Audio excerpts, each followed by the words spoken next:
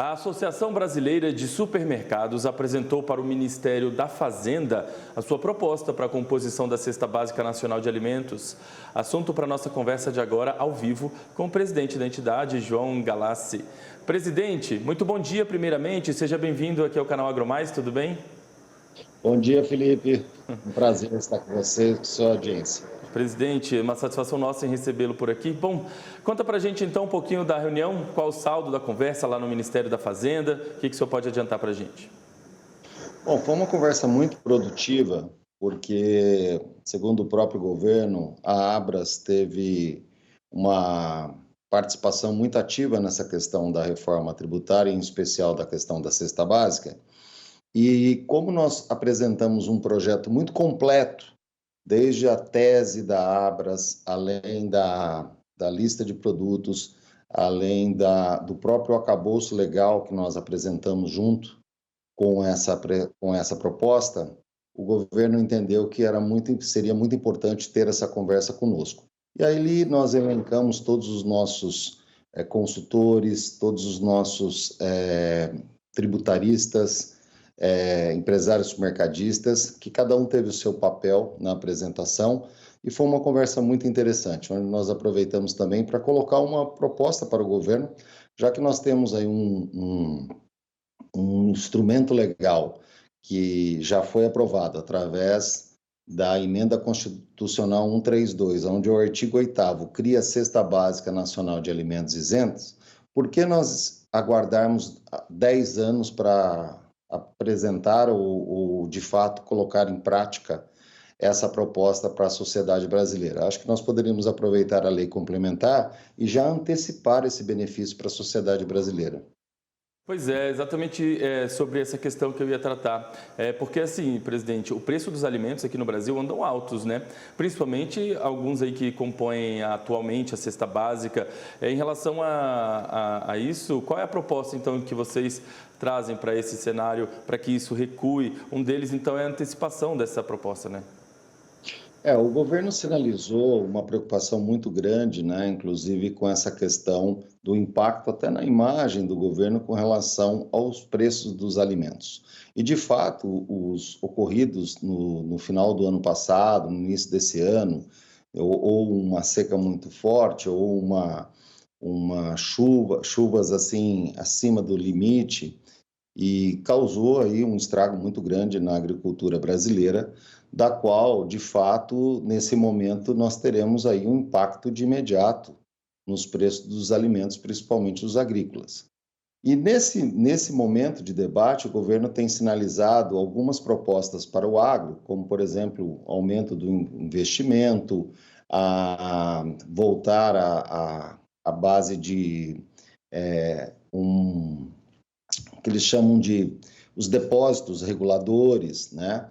Todos esses instrumentos são importantes, são válidos, mas eles têm um impacto de médio e longo prazo. Como o nosso setor é um setor que se diferencia, inclusive, do setor no mundo como um todo, por sua alta desconcentração de mercado. Pra você ter uma ideia, hoje nós temos lá 3 empresas no Chile com 100% de participação nas vendas, no abastecimento da população brasileira.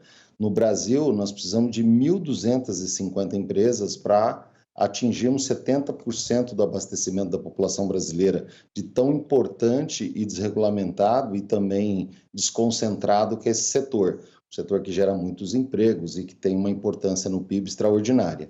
Dentro dessa conjuntura de alta desconcentração, a melhor atuação agora, nesse momento, seríamos antecipar a desoneração dos produtos da cesta básica. Ou seja, se nós anteciparmos os efeitos da Constituição nesse momento, nós já temos a isenção dos preços, principalmente dos impostos, principalmente no que tange aos produtos da cesta básica, no ICMS, como, por exemplo, a carne bovina, os produtos básicos, o leite, nós teríamos um impacto de imediato na redução dos preços junto à população brasileira.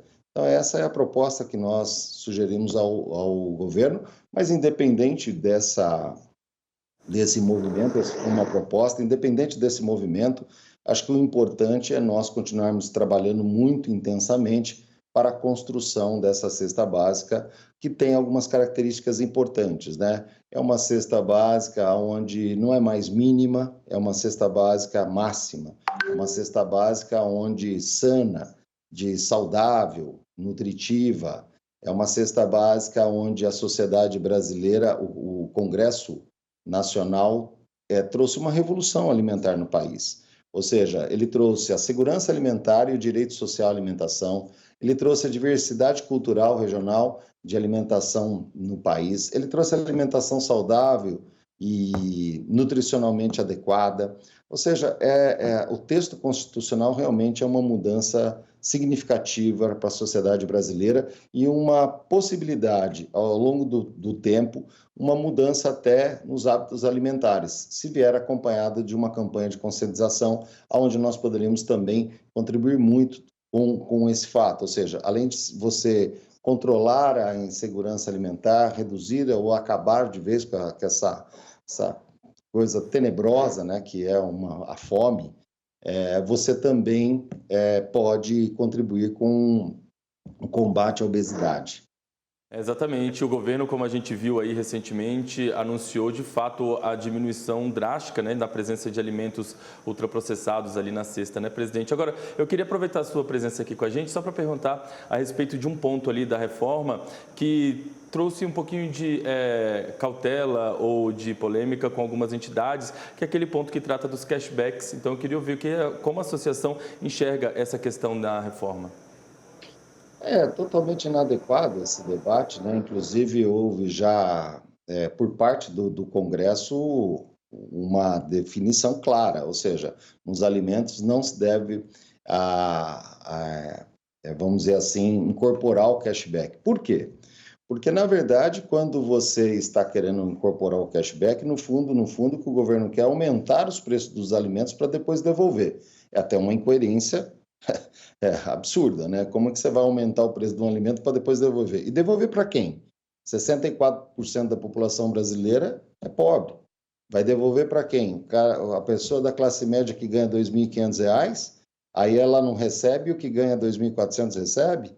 Como que fica a pessoa que ganha R$ 2.500 vai pagar num preço do leite quase 30% de impostos? Um arroz quase 30% de impostos? Além dessa desconexão completa, né, da falta da realidade, nós temos, e os invisíveis, como é que vão receber? Como nós teríamos aí condições de atender as pessoas que não têm nem CPF, por exemplo? Outro ponto importante, que eu acho que esse é o ponto crucial. Além de todas essas incoerências, dos desvios que poderíamos ter nessa questão, da implementação desastrosa que pode ser uma situação como essa, mas o mais importante, você não diferencia a população, você diferencia a população pela renda e não pelo consumo. Quando você coloca um imposto em um produto para uma pessoa e diferencia aquele mesmo produto para outra pessoa com outro tipo de impostos, você está, na verdade, cometendo até aí uma discriminação junto à população brasileira. Agora, na renda, não. Na renda, você ganha mais, você paga mais. Você ganha menos, você paga menos. Mas no consumo, os impostos são iguais para todos, para toda a população brasileira. E mais, como essa cesta que está sendo proposta pelo Congresso, da qual nós estamos contribuindo com a nossa visão do que deveríamos contemplar nessa cesta, nós estamos tratando de uma cesta que ela atende a criança, o recém-nascido, o idoso, o jovem, a dona de casa, a esposa, ou seja, toda a família, o esportista, ou seja, é uma cesta completa para a população brasileira, que é o mais eficaz, que é o mais, vamos dizer assim, comprovadamente, que chega na população brasileira, chega a todos, né? Como podemos ver aí ao longo do tempo, o próprio hortifruti, que hoje já é desonerado, e sem contar que boa parte dos produtos que irão continuar desonerados já estão desonerados hoje, né? Ou seja, que serão desonerados, já estão desonerados hoje. Então, você estaria cometendo aí um erro gravíssimo, que eu aproveito até para comentar um ponto que me chama muita atenção mas muita atenção. O caso, ou seja, nós estamos tratando aqui de uma questão nacional, de uma cesta básica nacional, uma discussão que está acontecendo no Rio Grande do Sul, do governador do Rio Grande do Sul, Eduardo Leite, que está propondo impostos no hortifruti. Onde já se viu? O país inteiro desonera o hortifruti. Naquele estado, que é um estado produtor, nós teríamos ali, está tendo uma proposta de impostos no hortifruti. E mais, né? Contramão de tudo, né? Porque nós estamos falando de uma cesta saudável, de um momento de mudança cultural, alimentar no país, e nós estamos tendo ainda esse tipo de proposta acontecendo naquele estado. Muito bem, presidente. Assunto que ainda vai gerar aqui para a gente algumas repercussões, né, ao longo dos próximos meses. E a gente volta a conversar, então, numa nova oportunidade, presidente. Deixar o canal aqui aberto para o nosso diálogo sempre, viu? Muito obrigado. Eu que agradeço, aproveito para cumprimentá-los, porque o trabalho que vocês fazem é um trabalho que acultura a população brasileira, traz a visão clara da importância do agro para o país e para o mundo, né? Nós somos o celeiro do mundo, ou seja, nós somos o celeiro que abastece o mundo, e agora nós temos que também transformar esse celeiro na mesa do trabalhador, na mesa da população brasileira. E vocês fazem muito bem esse papel, então eu queria cumprimentá-los e muito obrigado por tudo.